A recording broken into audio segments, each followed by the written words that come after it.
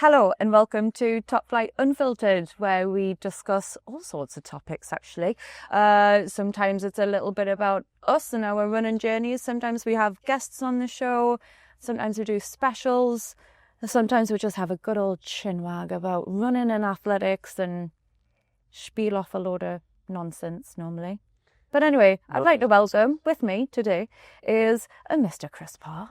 Hello. And a Mr. Morel. How are you doing? I'll give it a Chris. Hello. Yeah, I'm good, Stacey. How are you? A wonderful intro, firstly. Thank you. Well done. I hate doing the intros, but got thrown under the bus. Thank you, Posy. The diva. I told you it's followed on from our yeah. previous podcast, all decked out in black, come with his diva attitude. You are sassy today. Yeah. You are sassy. I saw Hey, we've seen the presentation that you're working on. Look at the soul on that. Black and Platforms. old age. What height are you in them? I like 4. Yeah, 5'4", and these I like the Hawkers. Hawker Bondis. Yeah, I'm a big fan. I've gone through quite a few of them now. I know they won't be, but they look heavy. They're actually super light. I'll let you have a feel. Look industrial. They're really light, and what I like about them is they're really rigid. So you kind of like bend them in half, which okay. I like. They are really light. I've just bought the Skywards, and honestly, I absolutely love them. It's literally like running on clouds. Yeah, so I used to run in Pegasus. I used to like a lightweight racer trainer, and because I run sort of mid-foot to forefoot, so I never liked like clumpy trainers. But yeah, the old Pegasus that I used to use, they stopped making them, they changed the design, and then I wear like really light orthotics, and my heel was just coming out the back of the shoe. It felt like the shoe was falling off. So I spent ages like trying different shoes, and then the Bondis work. They've just changed to a 9, so I was like, please be the same. No. But yeah, they're still working. So they've got like a Balenciaga / like Kanye Yeezy feel to them as well. A little bit street. I do like them. I really like Hawker are going up in the world. They really like Nike's struggling. Yeah. A lot of people leaving Nike. What I would say about these is you can't really do sessions in them. They're light, but they're not like a responsive trainer. So if you're doing reps and stuff, it's like, no. I'm in the habit now of wearing the Vaporfly for sessions if I'm on the track or on the road, to be honest. Just because like your calves just feel so much better than if you were in like old school races. No, I find exactly the same response to Vaporflies, is that my calves feel really good. Calves and Achilles feel good with them. I mean, we said this when we were chatting about trainers before, and like I think like that's a massive thing with the carbons. Like not only like the impact that it has on racing and your times and things like that, but actually like your ability to train more without picking up little niggles and things like that. And your calves, I notice it running in carbons. Like I run in Alphaflies all the time, and I never get any bother with my calves. Whereas if I was running in pegs and I started up on the mileage because I'm a bit heavier, you can guarantee after like a couple of months, calf would start going a little bit, then it'd be your knee, then it'd be the hamstring. Then I'd be laid up in bed for a week. So, do you follow that Instagram profile, Alphaflies in the Wild? No. Do you know what? No, but I think I've seen it before. There's literally people that are wearing carbons in the most ridiculous circumstances, like at a wedding. Yeah. All right. Yeah. It's a funny one. Yeah, because it's like Nike and other brands, but Nike especially focused so much on fashion that people have bought these shoes as like a fashion item rather than just and they're such a specific running shoe. Yeah. But I guess maybe skateboarders say the same when people are rocking around in like SBs and probably yeah, exactly. And you're wearing Kip Runs? You got Kip Runs on? I'm wearing Kip Runs, yeah. Giving them a spin. Thanks for giving them a little shout out. I've been a bit out there. Yeah, they're all right. You know, they're a nice looking shoe. They're a good gym shoe, I would say. Like I was mentioning about like the cushion and like they are pretty nice, but they're not carbon, so they're a little bit firm. But yeah, I don't mind a Kip Run. Good for the money. There you go. So how is under £100? That's decent though. Yeah. So how is running going then for you? Me at the moment. A while since we've seen you training. So I have had a lot of niggles, a lot of niggles. I've had some last year. I got strains. I got strains in my calves, hamstrings, quads, and it's just been like a constant, like little niggles, nothing major, just niggle after niggle. And so I know I've just started to build myself up, building the mileage up, hoping to race later on. I've entered Copenhagen half marathon in September. So that's my goal. That's my aim. I want to get there. I'd love to do things like podium 5K and stuff again. I did podium 5K last year. Loved it. Would love to get into that sort of shape, but haven't done any 5K work yet. So I'm building. I'm getting there. What about yourselves? I made a comeback yesterday at the Northen Road relays. So I was in the B team for Morpeth, and on the drive down, I got the message from Big Dave Swin. You got the call. Say, we need you. You're the best man for the job. We won't take no for an answer. So I got drafted into the A team for a last minute food poisoning for somebody in the A team. No. So yeah, just still made the top 30 fastest legs of the day. So good come back. Get in. Yeah, it was so windy. It's like an out and back course, and yeah, the first half was wind behind, so you just had to like not go off too hard, and then you turn around, it's slightly uphill, massive headwind. But the race just went on forever. Like Morpeth were third, and it was 11 minutes to the fourth team, and we were like just outside 4 hours. The gaps were like huge. They need to really. Yeah, they need to change the format really. I think when the short leg was an exact 5K because they also had the under 15, 17s 5K championships on there.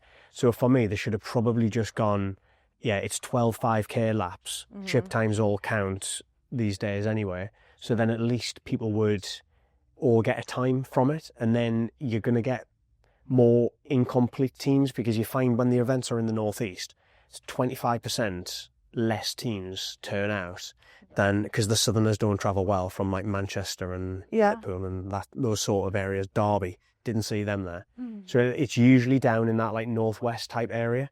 So yeah, we get it in the northeast. A lot of them don't travel, but is it because it's just random distances and it goes on too long? Like if it was 12 5Ks, that race would have been done after 3 hours. Yeah. And really there was no positional changes after about 4 or 5 legs. So yeah, they maybe need to Rethink have a look at the one. format. Do you think it would be better like if they had an even shorter leg? So we have like traditionally like your long 5 and then a 10K leg. Would you think like a 5 and a 2.5K leg or a 2K leg? Yeah, so I've suggested to like a few people who are involved in it. We do a race at Croft Motor Circuit for RunThrough, and it's class. It's a 2 mile flat loop around Croft Motor Circuit, so totally enclosed. Parking for like 2,000 people, so no issue there. And you could do a short leg over 2 mile and a long leg as 2 laps, so 4 mile. So I think either do it as the long leg, short leg format if you're doing a 2 mile, 4 mile, or if it's a place that actually it works as a 5K here, then just do 12 5K legs. But just keep it relevant, because even the national now isn't relevant. It's 12 short legs. It's not the traditional old short leg, so you can't compare your times to like previous history. So doing it as 12 short legs is probably better now than 12 like random legs. I just think times have changed, and nobody's got 4 or 5 hours to hang out, because it's not just the race that goes on for, you said, 4 hours. God knows what time the rest of the pack did. If you guys, what were you, third? Well, we were third, yeah. So you've got athletes out there, 5 hours? But then there's warm up, cool down, there's a travel there. That's the whole day. And it was Mother's Day as well. Yeah, under 13, under 15s and 17s races before that. So the whole programme was probably like 6.5, 7 hours. Mental. That is mad. I think it's something that's, on the whole, there's a few little pockets where people are doing it differently, but on the whole, it's a thing that's just synonymous with athletics, that it's got a dated look on everything, I think. Like track and field. Has the track and field format changed in the past 100 years? Well, it's about to. Well, yeah. So with the grandstand thing, yeah, absolutely. And that's what I'm referencing to when I say there's little pockets of it. But you look on the whole, it's all a very dated look on things. And I think that's the problem with the sport. Yeah, like it is class to stick with the traditional stuff. Like we've been in athletics forever. If anything, I'm like too wedded to the traditional stuff when I'm trying to change things, but like I'm also wedded to the traditional stuff, so I'm trying to like get those guys to move with us, and that's really difficult. But you can still do that, because I think you look at F1, for instance, their racing format hasn't changed hugely, but what they've done with the sport has gone like that because of everything else they've done around it. So you can still keep them traditions and like, well, I'm not saying change the events. Like, we don't want to see a 100-meter race anymore. Of course, we want to see the 100-meter final. It's like, you know, it's the pinnacle of the games, like the Olympic Games and things like that. You still want to see all of that, and you still want to see all that action that you get on the track and the field, but maybe everything else that goes around it. And I think, like you mentioned, the Grand Slam Trap League that's kicking off this weekend in Jamaica, I think, like, I can't wait to see that, because I think it's something that the sport needs. I'm looking forward to see how it rolls out. Yeah. So, yeah, and the fact that the athletes have to compete in different distances over the space of, well, it's over 3 days, but you compete either like a Friday and a Saturday, or a Saturday and Sunday, depending on which disciplines you're doing.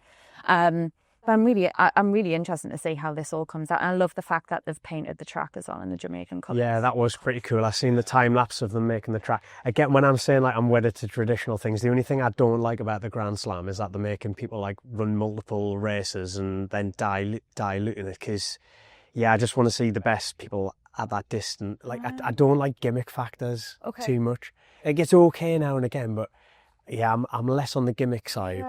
Yeah, but they're generally miles away from what they do anyway, though, are they? You're not like having Josh Kerr lining up for the 110-metre hurdles, like, you know what I mean? No. I'd love to see this. But how quick do you need to go? Not very. I mean, he's a tall I lad. don't think- You could probably do it. Do you think you would even clear them? I think he'd clear them, like. You're good. What do you reckon? Aye. 110-metre hurdles, Josh Kerr, I'm going, what, Depends on 16 seconds? It's the stride pattern, isn't it? So probably like 18 seconds. 18? If you've never practiced, because you would have to stop and like jump up and down because you wouldn't have the stride pattern. How long do you reckon it'd take you? Well, I would just run underneath them. So Yeah. So probably 19. Bear crawl the 110. I wouldn't even need to do. Did you see the announcement on the 300-metre hurdle event? Oh yeah, it's becoming. I don't get that. See, that's a Do you like tradition that? thing. No, it's a tradition thing, isn't it? I don't like. It's like they're doing it don't at get it. night. I just don't like where they start on the back straight. It puts me off when they're lining up on the back straight. I'm like, I know the 1500 does that, but they're in blocks, and I don't know. It's just it's odd. I don't know why they've done it. I Yeah. don't actually know the theory behind that. Do you know why they've done? I think it's just so they can start saying that the world record's been broken. That's my take on it. And actually, I read an article from Carl Lewis talking about the long jump. He really wasn't happy about this like takeoff zone Yeah, the new thing, which I agree with them. Like you do see a lot of fouls in long jump, right? And then they can say, and people skip jumps and stuff. So what they're saying is if we have a takeoff zone, you're going to have less fouling. But Carl Lewis's take on it is they've just given up that somebody would ever be as good as like Mike Powell and Carl Lewis. They're like, we've never seen jumps like this since for 30 years. Or Jonathan Edwards as well. They're like, oh, we're not going to. We'd rather see world records because that makes headlines. Let's just make the event easier. I'm with them on that. I'm with them. I don't like the idea of that because I also think it's a technical aspect of the event. Like, timing your run up and being good on the board is a skill and part of the event. So How hard can it be? I tell you what, So bad. how far do you reckon you could jump? Long jump? Do you reckon you get over 4 meters? 4 meters. That's big then, that. yeah, Maybe I can't. I don't think you would get over I've 4 got meters. some like. BBs, and then because I did, you do pentathlon and stuff, and Sure, I did long jump at like northeast level counties or something when I was like 13. I'm gonna have to go. I'm getting on your power attack. Go on with that. it was probably Just keep going amongst yourselves. swear it was. probably before then. What I mean, the traditionalists see this as me going veering away from tradition a bit here, but let's say something like the long jump. Instead, so you've got, if you get to a major champs, you've got qualifying, and then you come back a few days. All that process takes forever. They do want to have 6 jumps, so I sort of get that, but then also the time of the competition goes forever, and the people who are further down the field haven't really got a chance. Why don't they just go, you know what? It's like the World Cup. Let's have, or the new Champions League format. The top 50 in the world qualify. Just have 2 boards next to each other, one person every minute for the first hour. Right. So everybody gets and then just go, bottom 16 are out, and then you're down to 32. So round 2 goes, and then just wipe out 16 again. And then you'd go down to 24, then down to 16. Yeah. So your top guys would eventually get their 6 jumps. But then what I also think they should do, so you'd still get your 6 jumps if you are up there. But I think, maybe everybody gets 2 just to account for fouls. But after that second round, just start wiping people out and then move all onto one board. But I think when you get to them last jumps, what they always do is they go in order of the person who's already jumped the furthest starts last. So sometimes it gets to that last jump and they don't even need to jump because they've already won, because the people before them have just jumped and didn't get as far. So, so the pressure was off. So they should mix that up a bit and have it as like the guy who's, so when you get to the last four, the guy who's in third has to jump first and then the guy fourth afterwards, because then it puts the pressure on the guy in third to go, oh shit, the guy's fourth could still displace me, so I still need to go all out. And then do the same again, put the guy who's first to jump before the guy who's second, because they know like this guy could still out. You've really given this some thought. I have. I think about things on these runs. I'm like, you could totally revolutionise the sport and make it more exciting. I think you need to focus on the uncertainty, not just make the event easier, just make it more like do your job. Uncertain. But let's get back to the big question here. Go on then. Go on, it's up there. Don't even have a long jump, PB. Ah, come on. Babe, Stacey, can you tell me? I was impressed with a couple of these. Like, can you tell me what your 200-meter PB is? 28. No. What is it? 27.2. Okay. Can you tell me what your 600 PB is? Oh God. When did I do a 600? All right. Compared to it. Yeah, no. Well, I'm going to get on the 800. No, I'm going to go for a 132. 133. What's your 800 PV? You should know this. 201. Point? 9. What? 0.9 what? 7. 93. That's good. Like. Yeah, so you'd rather go faster in your 600 than you've... But, I mean, 600 is like an indoor one-off event thing. 1.93. Yeah, I never broke that 2 minutes. I was gutted, you know. It's one of those things as a female athlete, it's like breaking the 2 minute barrier. Yeah. But anyway. You were close. So yeah, Grand Slam's going to be class. Grand Slam looks awesome. They'll probably steal this idea for the long jump. And yeah?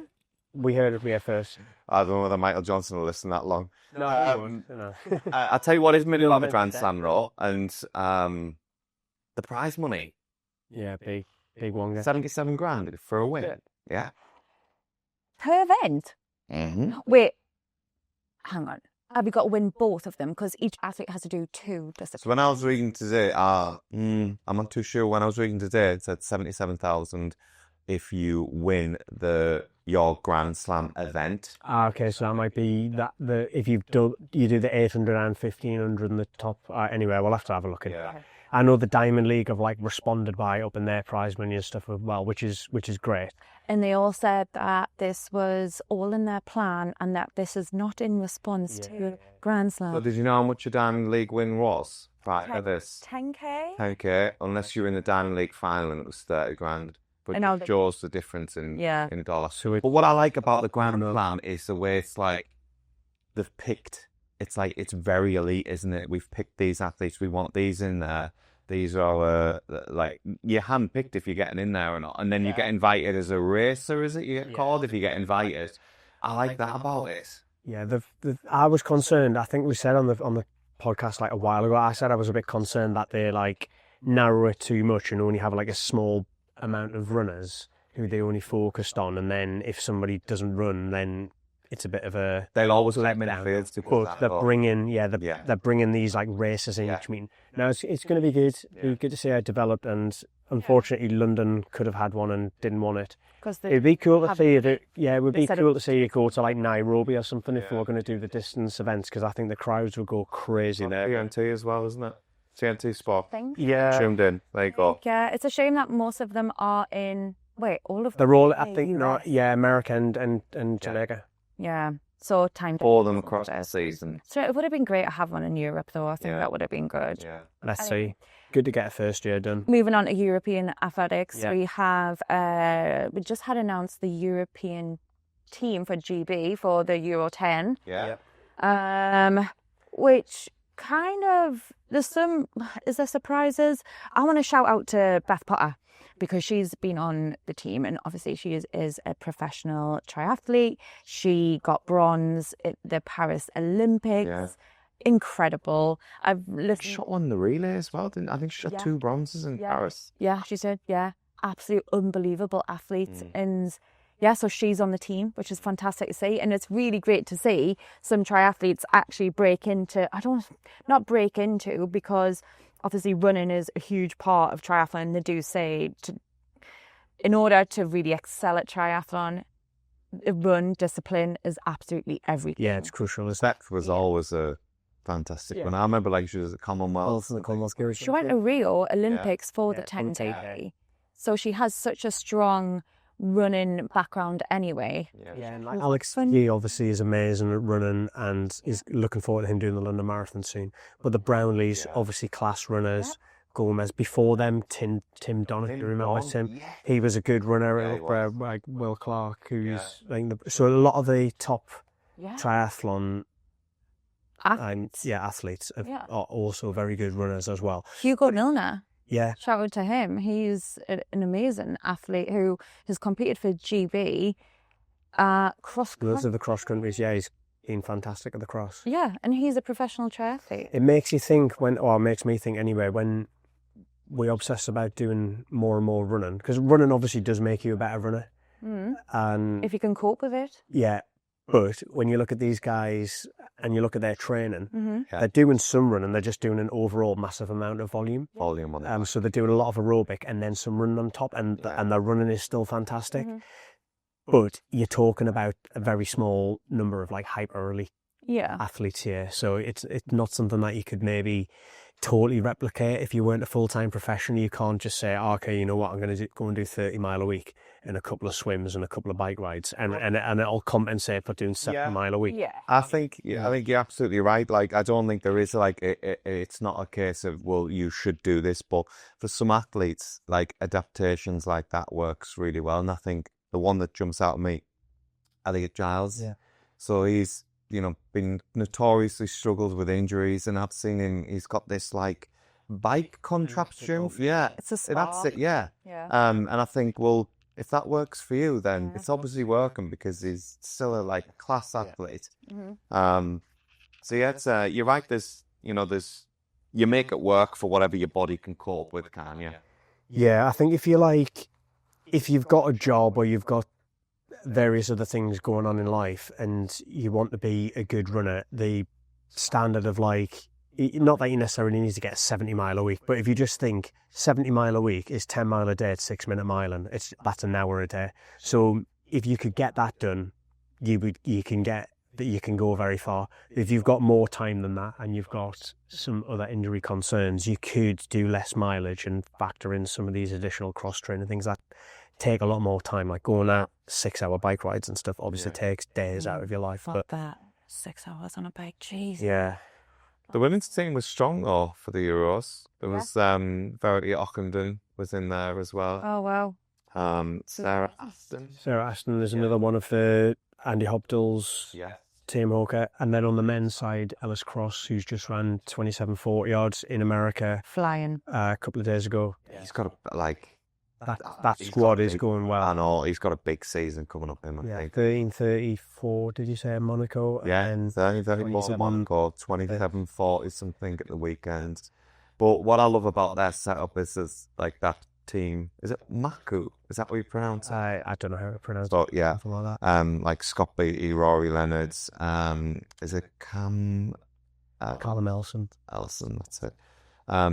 Yeah, they've got a good group mentality about them, I think. And I know Rory was also racing, who was also in the team, Euro team. He was racing out in America. Yeah. Didn't have the best of runs by his exceptionally high standards, but nonetheless, we wish him well. But there was them two, and Alfie Manthorpe was in there, and Charlie Wheeler, who was another one who ran exceptional at Valencia when they ran 27:40-ish. Yeah, he did. And he rolled his British record. Scott Beattie also ran in America, but he'd messaged to say he had a blister the size of the big market. So he struggled. He said he'd gone out really hard. He went through in 30:30. And then struggled in the second half, but hopefully Scott come back. I don't know if it was only due to that, but he'd messaged us say, God bless the size of the big market. So hopefully Scott recovers and gets out there again. Just need a back of compete on there. Yeah, I mean, you can't do that mid-race. No, you can't. No pit stop mid-race. But I think one of the more controversial things here is Ben Connor's message on Instagram to say that he's not running, and the reason for not running is the absolute liberty that you've got to now pay to run for Great Britain. It's an absolute shambles. It's mad, isn't it? It's like it's gone back to... So obviously, you've got... Let's go back to triathlon. You've got the Professional Triathlon Federation for GB, and then you've got your age group triathletes. And now when it comes to age group, that's where you have to pay for your kit. You have to pay for your travel. You're representing the country, but you're paying for it. But at a professional level, you're taken care of by the national governing body. And it almost seems that British athletics are kind of trying to go the same way, but with professionals.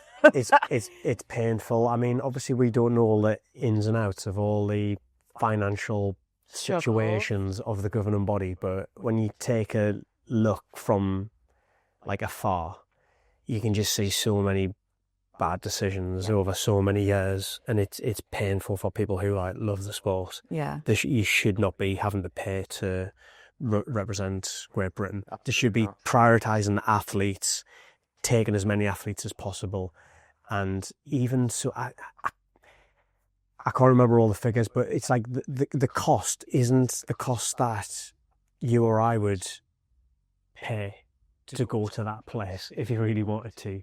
Like they're not doing it on the cheap. No. And I bet they've got a full lot of support staff, which is great that they want to be professionalised, but all the wages of all these people who are going out, you would probably find a very dedicated club coach who knows these athletes, who would probably pay their own way to go and do that role. So I think they probably need to take a hard look in the mirror and go, you know what, we've got to get rid of a lot of, we've got to trim the fat basically, and focus on the athletes, the thing that actually matters. World Indoor Champs, we had a team of what, I'm exaggerating here, but 7. Like, hardly took anybody. And I think a big decision of that, a big weight was finances. Why didn't Team GB take out a big team? Like, why didn't they? Because there was plenty of athletes that did the qualifying standards for it, but they just didn't take a big team. Yeah, Wes was one of them who could have went. You know, I read his post earlier on today. We all sent it around, and I know we've all got an opinion on it, but I think it's absolutely disgusting that your governing body is saying, you know what, we're happy for you to represent your country. You know, it's a badge of honour to represent the country. Yeah. But then to go, we'll pay 60% of it. You've got to find the other 40%. So what kind of message is that sending out to junior athletes now that are trying to get into sport, that want to run and represent their country and get to the pinnacle of sport, or maybe get to Olympics, maybe even win a medal? So they've got that dream. But they're from a working class background whose man and dads are maybe working 2 jobs, stumbling to pay energy bills, put food on the table. And you've got British athletics going, oh no, but we need 300 quid to take your son to China because we think it could be good and we'll let them represent us, but we're not going to pay all of it though. Yeah. Like, come on. And also, they're going to tell you which hotel you're staying at and which flight you're going to take, but you've got to pay for it. And I'm not saying like, you know, it's easy to go, well, the solution is just pay for them, and they're going to turn around and go, well, we haven't got the money. And we're going to turn around and go, well, make more money. And it sounds really simple, but actually, as a governing body, I reckon if we sat down in a room with them and spent 10 minutes with them, we could say, you can engage in sponsorships with athletes, with events, and in 10 minutes, you could generate a list that would go, that will generate your income. He does it all the time. I'm going to surprise you here. I was in a room with them and said all them things. And how did that go down? It goes down like a lead balloon. Which honestly, it's frustrating because you're doing it not to criticise, because the people who work for the governing bodies are doing it because they do love athletics and they want to do the right things. I'm sure they do. They come across as if they're like really trying, but to me they're not going in the right direction. There's so many things that they're just totally missing. Yeah, like so many easy things.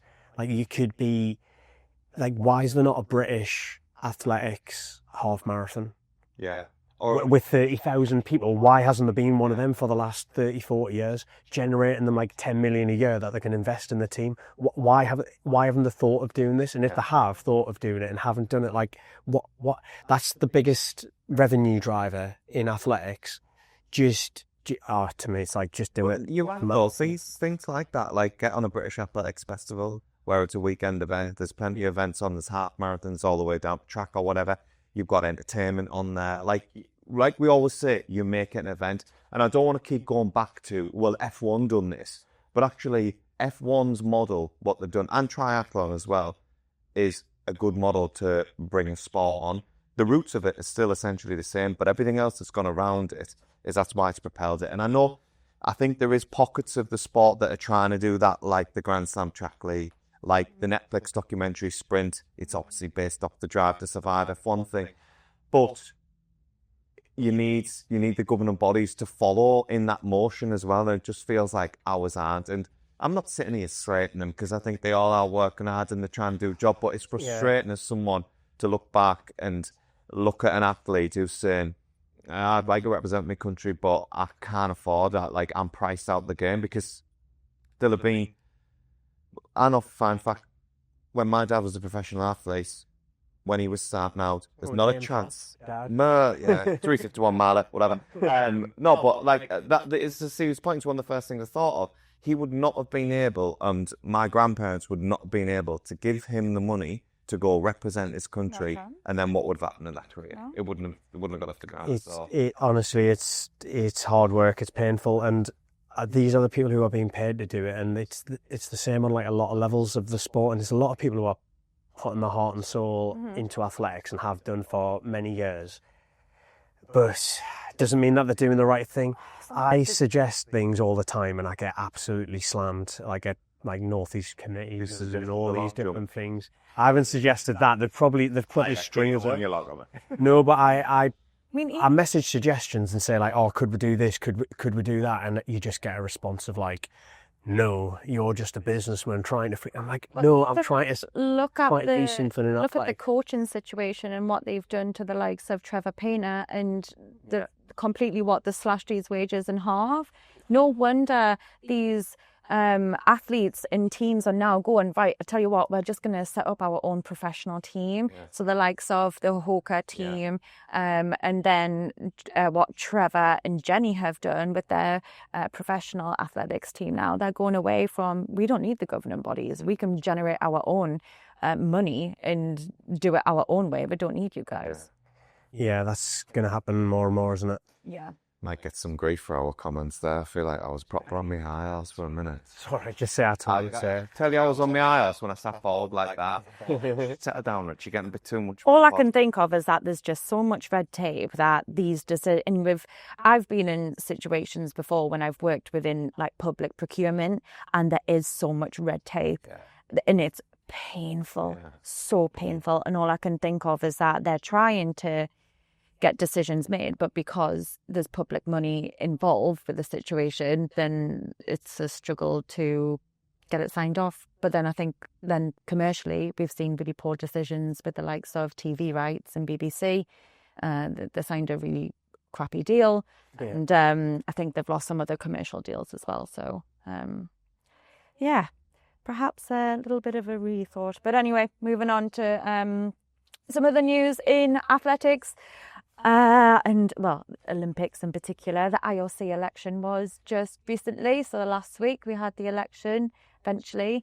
Thomas Bach is stepping down after 12 years, I want to say, maybe more. Yeah, I think from like an athletics perspective, whether like there's some people always not like Seb Coe, I like Seb Coe or whatever. I think it would have been good for athletics to get Coe in to continue to make sure that athletics is the central focus of the Olympics, because if you watch the coverage of the Olympics at the minute, like, no offence to BMXing, but there was just as much or more coverage of BMX than there was of the 1500 metres, right? So obviously as athletics fans, we don't want that to happen. So it would have been great for Seb to go in. I think he's had a hot and cold week because he didn't get... It was a whitewash. He totally lost, but he's managed to announce the swab tests to test female athletes. So at least he's got a win. So a massive win on that for the vast majority of people within sport and athletics. So well done for Seb on that front. That's probably more important to athletics than him getting the IOC presidency, to be honest. Yeah, big win for him. I think a big win for females in general, because the new president is a woman, which is the first time ever. And the IOC actually was an all-male membership only until 1981. Women were not allowed to be involved in the IOC. Didn't know that. Yeah. Or all boys club, that as well. All boys club. So it's great. Kirsty Coventry. So you can say Kirsty Longley. I know. Yeah, I was thinking about Kirsty Longley there. Top flight performances we've got on a golf. Kirsty would be class. Yeah. The conference would be in Dubai. Oh, yeah. World conference. Kirsty Coventry, she is Swimmer from Zimbabwe. Zimbabwe, yes, yes. So it is the first female president for the IOC, and she was a big backer as well of making it fair for women athletes from what we have seen. So yes, they have brought back swab testing for female athletes. Now this was something that was done as part of the normal regime up until I think it was the 2000 Sydney Olympics. And then they got rid of it. I think they were struggling for maybe relying on the data. But I think the way that they are doing it now, it's very reliable, and they're bringing it back and should be rolling it out later this year, hopefully for World Champs. I want to say is this year, isn't well, it? We've got to protect women's sport so that there's actually a point to it. Because what's the point in women's sport if it gets won by men? There's none, is there? So, yeah. Some people will say that's controversial, but I think it's such a small minority of people that the majority have got a rule on this, and the majority is like 99.99%, 99.99999%, I think. So yeah, big win. Making it fair for women in sport. And any thoughts on that, Morel? I only really heard about it earlier on today, so I haven't had a chance to do much reading on it. I think I'm sure it's not as straightforward as it sounds, as in they just do a swab test and then we get the answer. I feel like there's got to be like follow-on testing from it as well, because I know we chatted off air about like, well, what if like your hormone profile was in keeping with what they're saying within female standards? What do you do with athletes like that? I mean, there'll be loads of questions around it, and I'm sure as we get to know more and more about the testing process and what they do with the athletes as well, I think it's a massive like ethical thing as well. I guess like the only concerns would be like, what if athletes just didn't feel comfortable getting swab tested? Then are we saying that you're not allowed to compete in the sport? Like, just if you had like a standpoint on it from maybe like a religious background, or just a firm standpoint on voluntary testing. If you didn't want to get into that, like, I mean, yeah. What if you don't want to know? What if you didn't want? What if you thought? Well, what if there's potential that my chromosomal data isn't saying that I am a female, but I am like I can't remember the actual numbers, but it's like it's in the order of like 1 in a billion. Yeah. Right? So it's such a small. But it just tell you your chromosomes, though. It doesn't tell you anything else. No, it's not that. It's not that. It's called the SRY gene, I believe, and it's like it only happens in male genetics. It's for it to be sort of what you're saying. I think that the chance is just so small, like so hyper small.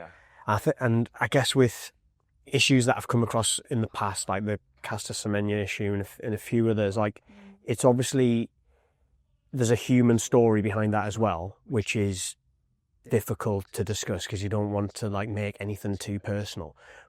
But with those athletes, it's not even 1 in a million, right? It's smaller than that to have these differences. Mm-hmm.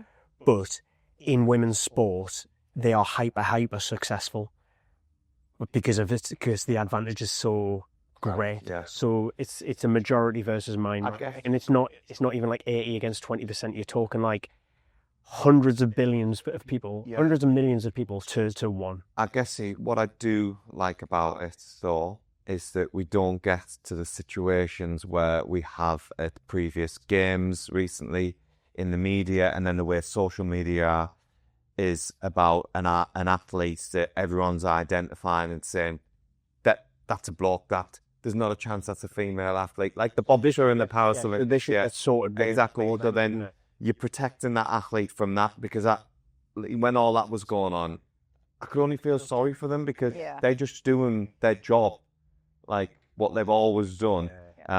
So yeah, I guess it does protect the athlete at some point as well. So it's interesting to see how it rolls out. And like you said, it's interesting that last bit there. Hopefully all these discussions and these tests and stuff will happen before the point of the person being elevated to such a high status that it becomes newsworthy, and then it to become like a whole personal... Become a me before you become a me. Yeah. I think it happens around about, I don't think they're going to test under 18, so it's once you get to 18, so there might be some stuff at a junior level, but once they get to 18, that's when the testing will start to kick in if they're starting to perform on a national, international level. But from what I've read, the cases will be handled obviously sensitively. Obviously, we've had so much publicity on certain cases, certainly Caster Semenya, and it is hard, I can see from her point of view, being kind of berated in the media. And Caster Semenya was brutal. That was like so unfair how she was treated, because everything was played out in the media, which is like obviously terrible. Yeah. Like she was put in a horrible situation. And she shouldn't have been put in that. Yeah, you're taking the athlete out of that situation, potentially getting in that situation. So, yeah. Anyway, so much has happened. It's a sport which sometimes you can feel like, oh, actually, we're really far behind in other sports, but then loads of things happen all at once. So, thank you for joining us again on another Top Flight Unfiltered poddy, and we'll see you on the next one. Yep. Thank you. Thanks, Stacey and Rich. See you soon.